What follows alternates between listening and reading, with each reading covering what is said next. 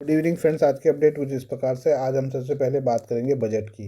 केंद्रीय वित्त मंत्री निर्मला सीतारमण ने 1 फरवरी 2026 को लगातार 9वीं बार पूर्णकालिक बजट पेश किया। बजट 2026 के बाद सोलर सामान, जूते, ईवी बैटरी, ओवन, कैंसर व शुगर की दवाएं, कपड़ा, सीएनजी, विदेश यात्रा और एयरक्राफ्ट पार्ट सस्ते हुए। वहीं शराब, स्क्रैप और खनिज महंगे हो गए। इसके साथ ही वो ऐसा करने वाली देश की पहली वित्त मंत्री बन गई हैं। बजट से पहले प्रधानमंत्री नरेंद्र मोदी की अध्यक्षता में कैबिनेट बैठक हुई, जिसमें गृह मंत्री अमित शाह, रक्षा मंत्री राजनाथ सिंह और वित्त मंत्री निर्मला सीतारमण मौजूद रही। इसी बैठक में केंद्रीय बजट को मंजूरी दी गई। सरकार ने बजट में बड़ा ऐलान करते हुए 7 हाई स्पीड रेल कॉरिडोर की घोषणा की है। अर्थव्यवस्था को मजबूती देने के उद्देश्य से अगले वित्त वर्ष के लिए कैपिटल एक्सपेंडिचर बढ़ाकर 12 लाख करोड़ किया गया। बजट पेश करने से पहले राष्ट्रपति द्रौपदी मुर्मू ने वित्त मंत्री निर्मला सीतारमण को पारंपरिक रूप से दही चीनी खिलाई। भारत के बजट इतिहास में यह पहला मौका है जब पूर्ण केंद्रीय बजट रविवार को पेश किया गया। मैन्युफैक्चरिंग, एमएसएमई और बायोफार्मा पर जोर दिया गया। आप यहाँ बजट से जुड़ी हर एक नई घोषणाओं और योजनाओं के बारे में विस्तार से समझ सकते हैं। फ्यूचर्स पर एसटीटी 0.02 से बढ़ाकर 0.05 किया गया। ऑप्शंस प्रीमियम पर एसटीटी 0.10 से बढ़ाकर 0.15% हो गया। एसटीसीजी और एलटीसीजी टैक्स में कोई बदलाव नहीं। नया आयकर अधिनियम 1 अप्रैल से लागू होगा। सरल नियम और रिटर्न फॉर्म जल्दी जारी होंगे। 17 दवाओं पर कस्टम ड्यूटी घटाई गई। आईटी सर्विसेज को सपोर्ट और वैश्विक निवेश आकर्षित करने के उपाय किए गए। हाई स्पीड रेल कॉरिडोर का ऐलान किया गया। मुंबई पुणे, पुणे हैदराबाद, हैदराबाद बेंगलोर, हैदराबाद चेन्नई, चेन्नई बेंगलोर, दिल्ली वाराणसी, वाराणसी सिलीगुड़ी। ये अब हम टॉप 11 हाईलाइट्स पे बात करें। युवा शक्ति व समावेशी विकास पर जोर। गरीब, शोषित और वंचित वर्गों को केंद्र में रखकर विकसित भारत की दिशा में कदम। कैपेक्स में रिकॉर्ड बढ़ोतरी। 2026-27 में पूंजीगत व्यय बढ़ाकर 12.2 लाख करोड़ रुपए, जिससे इंफ्रास्ट्रक्चर रोजगार को गति मिलेगी। एमएसएमई को भविष्य का चैंपियन बनाने की पहल। 10,000 करोड़ रुपए का एसएमई विकास निधि प्रस्तावित। बायोफार्मा शक्ति मिशन। 10,000 करोड़ रुपए से बायोलॉजिक्स और बायोसिमिलर्स के घरेलू उत्पादन को बढ़ावा।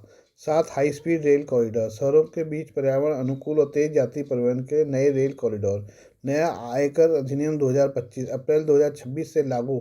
सरल नियम, आसान फॉर्म और आसान अनुपालन पर फोकस। कर विवादों में राहत। दंड व अभियोजन प्रक्रियाओं को सरलीकरण। कम प्री डिपॉजिट और मुकदमेबाजी घटाने के उपाय। आईटी सेक्टर को बड़ा प्रोत्साहन। सेफ हार्बर सीमा 300 करोड़ से बढ़ाकर 2,000 करोड़। 15.5% सामान मार्जिन। वैश्विक निवेश आकर्षण। विदेशी क्लाउड सेवा प्रदाताओं को 2047 तक टैक्स हॉलिडे। अनिवासियों को मैट से छूट। कौशल शिक्षा, सामाजिक क्षेत्र पर फोकस। एवीजीसी लैब्स, लड़कियों के हॉस्टल, पर्यटन गाइड ट्रेनिंग। खेलो इंडिया और कृषि में एआई आधारित विस्तारित टूल। 3 कर्तव्यों पर आधारित बजट। आर्थिक वृद्धि तेज करना, लोगों की क्षमता निर्माण और सबका साथ सबका विकास के विजन को मजबूती देना। नया आयकर अधिनियम 1 अप्रैल से लागू होना। सरल नियम जल्द अधिसूचित किए जाएंगे। छोटे करदाताओं के लिए विशेष योजना लाई गई। टूर पैकेज पर टीसीएस घटाकर 2% किया गया। एनआरआई द्वारा संपत्ति बिक्री पर टीडीएस काटा जाएगा। अगले वित्त वर्ष के लिए 17.2 लाख करोड़ का मार्केट बोरोइंग लक्ष्य तय। फाइनेंशियल ईयर 27 के लिए राजकोषीय घाटा जीडीपी का 4.3% रखा गया।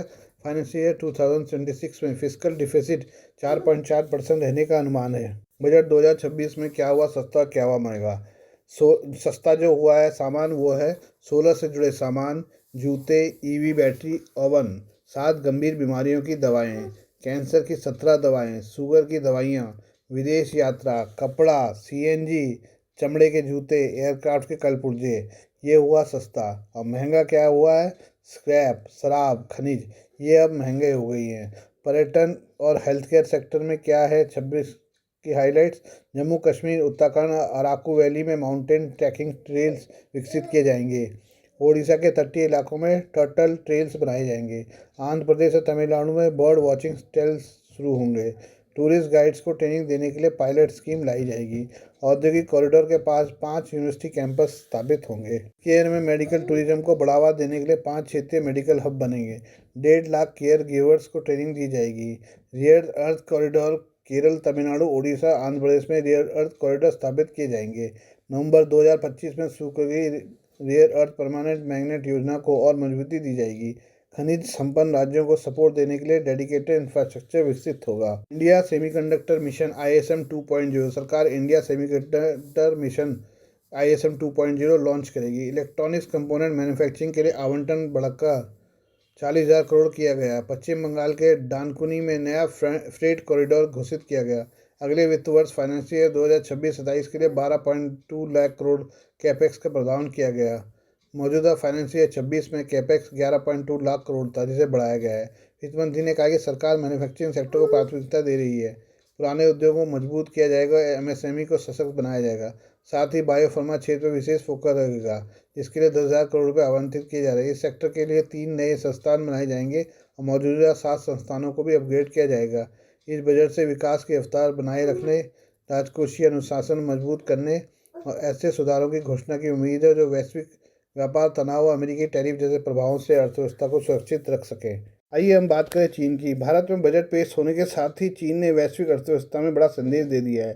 चीनी राष्ट्रपति शी जिनपिंग ने युआन को मजबूत वैश्विक मुद्रा बनाने की वकालत करते हुए इसे अंतर्राष्ट्रीय रिजर्व करेंसी के रूप में स्थापित करने का आह्वान किया है। विशेषज्ञ इसे अमेरिकी डॉलर के प्रभुत्व को सीधी चुनौती मान रहे हैं और इसका असर भारत पर भी पड़ना तय है। चीनी कम्युनिस्ट पार्टी की प्रमुख वैचारिक पत्रिका QC में प्रकाशित लेख में शी जिनपिंग ने कहा कि चीन को ऐसी मजबूत मुद्रा चाहिए जिसका इस्तेमाल अंतर्राष्ट्रीय व्यापार, निवेश और विदेशी मुद्रा बाजारों में व्यापक रूप से हो सके। भारत के लिए क्यों अहम है यह बयान? भारत इस समय ब्रिक्स समूह का प्रमुख सदस्य है और इसी साल ब्रिक्स शिखर सम्मेलन की मेजबानी भी करने जा रहा है। ऐसे में चीन द्वारा युआन को आगे बढ़ाने की यह रणनीति भारत के लिए कूटनीतिक संतुलन की परीक्षा बन सकती है।